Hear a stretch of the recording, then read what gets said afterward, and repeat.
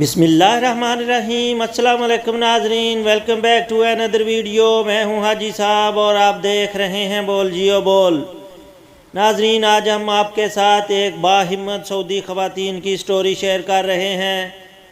بینائی سے متاثر ہونے پر خاتون نے بکالا کھول لیا۔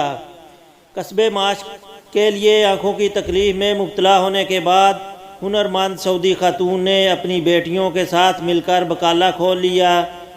خمیس مشید کے شہر میں رہنے والی باہمت خاتون ام فیصل نے MBC ٹی وی پروگرام میں گفتگو کرتے ہوئے کہا وہ سلائی کڑھائی میں ماہر تھیں، کافی عرصے تک اپنے ہنر کے ذریعے گھر کے تمام اخراجات بخوبی پوری کرتی رہیں۔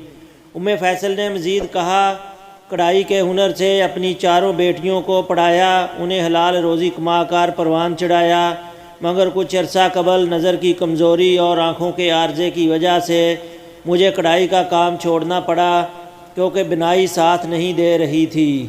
سلائی کڑھائی ہی ہمارے گھرانے کے لیے واحد ذریعہ آمدنی تھی۔ اس کے بند ہو جانے سے یہ فکر لاحق ہوئی کہ اب کیا کیا جائے، کیونکہ بینائی اس قدر کمزور ہو چکی تھی کہ کڑھائی کا کام نہیں کر سکتی تھی۔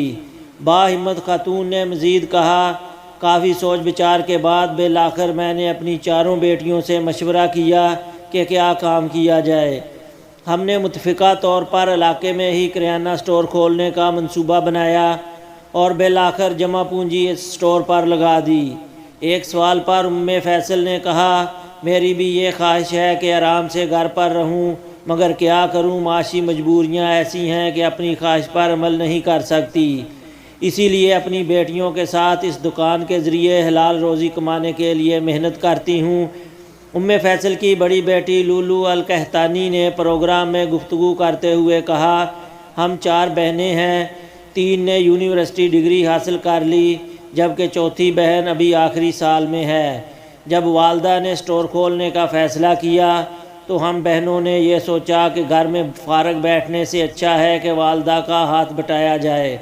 اس سے نہ صرف ہمارے معاشی مسائل حل ہوں گے بلکہ ہمیں تجربہ بھی حاصل ہوگا۔